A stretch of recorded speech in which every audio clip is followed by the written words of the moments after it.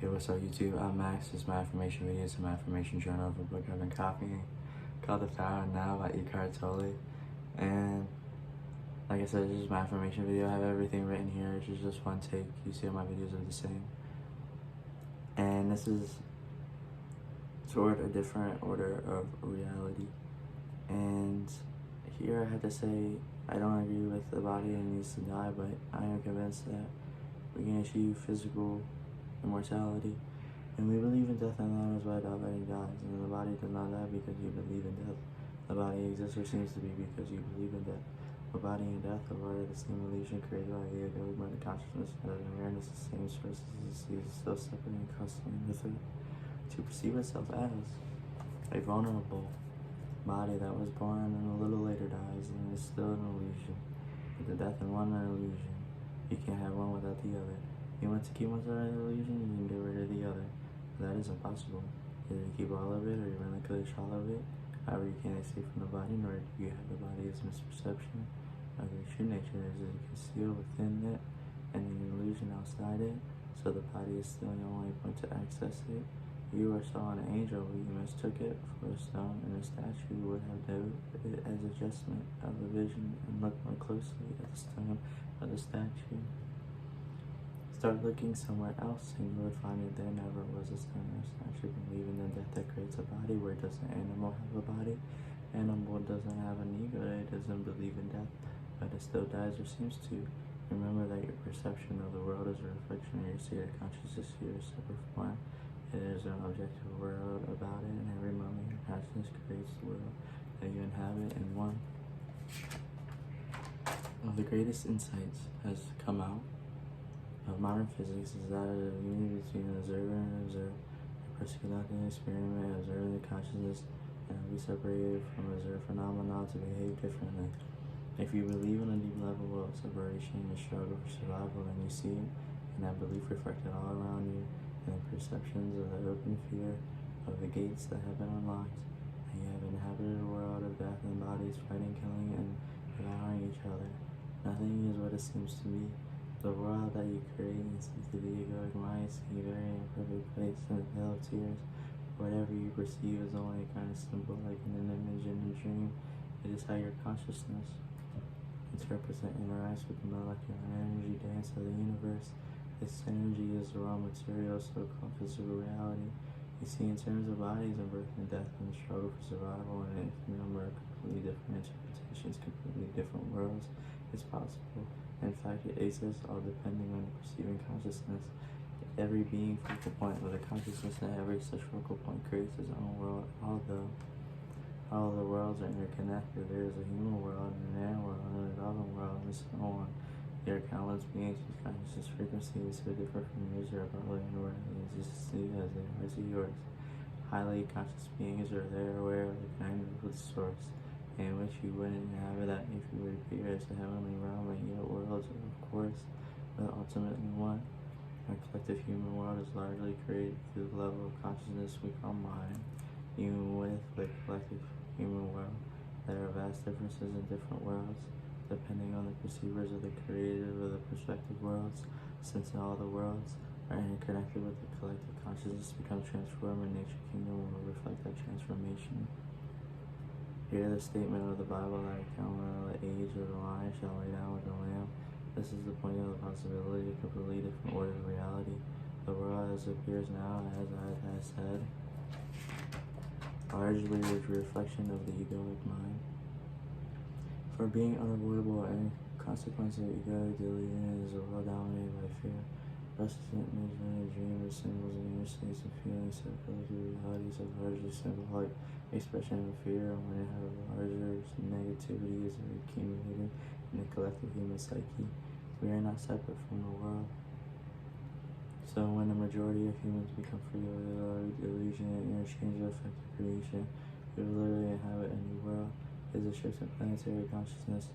The strange Buddhists saying that every cycle, every blade of grass will eventually become enlightened, points to the same truth. According to St. Paul, the whole of the creation is waiting for humans to become enlightened. Is now interpreted as saying the created universe is a wonder and eager expectation for God's Son to be revealed. St. Paul goes on to say that all the separation will become redeemed through this level in the present moment, that he will create all the parts I've been with and which are here in this moment with new consciousness and the inevitable reflection of a new world. This is also foretold in the New Testament book of Revelation, that I saw a new heaven and a new earth, for this first heaven and the earth passed away, but don't confuse or cause or effect.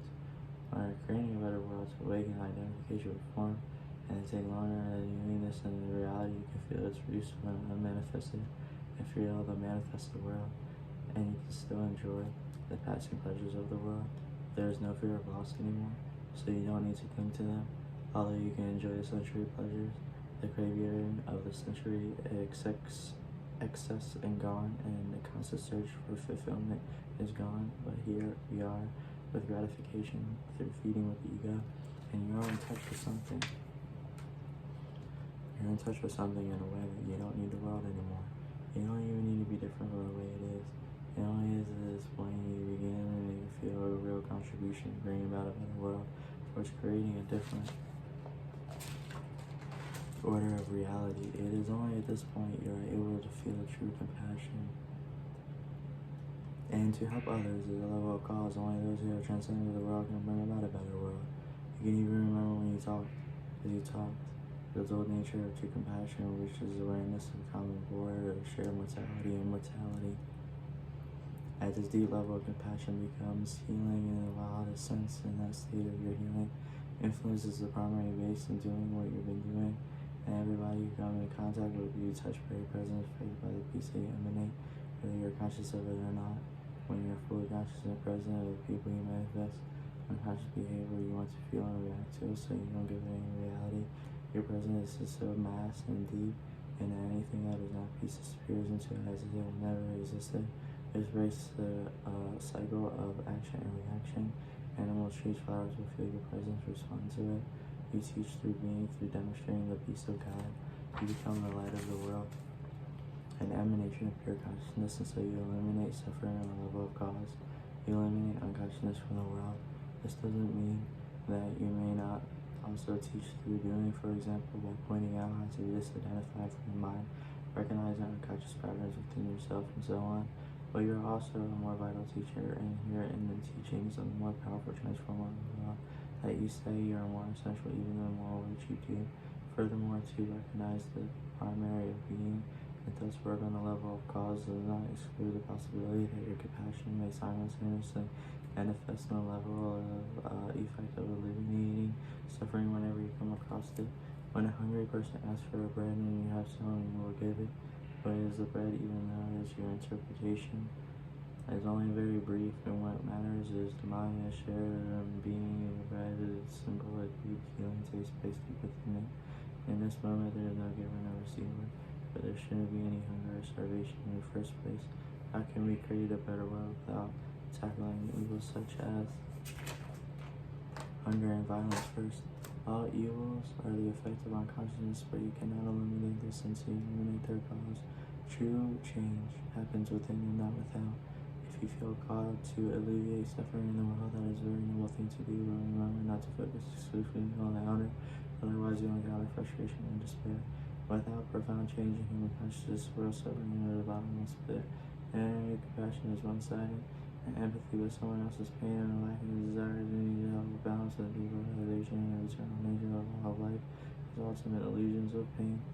Then let your peace flow into whatever you do, and you'll be working on the levels of effect and cause simultaneously. This also applies if you are supporting a movement designed to stop deeply unconscious humans from destroying themselves or each other on the planet, or continuing to inflict dreadful suffering on others. And remembering just to ask, you cannot fight in the darkness, so you cannot fight unconsciousness. If you try to do so, the polar opposites become strengthened, more deeply entrenched. You'll become identified with them on the polarities, and you'll create an enemy, and so be drawn into unconsciousness. Yourself, raise awareness by understanding this information is practice, but make sure you carry no resistance within, no hatred, no negativity of your enemies, said Jesus, which is of course love no enemies, have no enemies.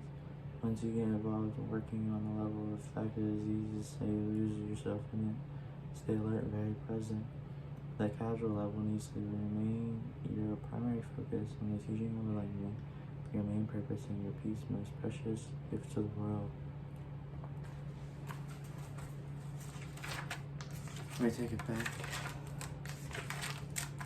This was Towards a Different Order of Reality by Eckhart Tolle in the book The Power of Now. I'm Max. This is my affirmation video. It's my affirmation journal. I have everything written here, and I appreciate you for listening.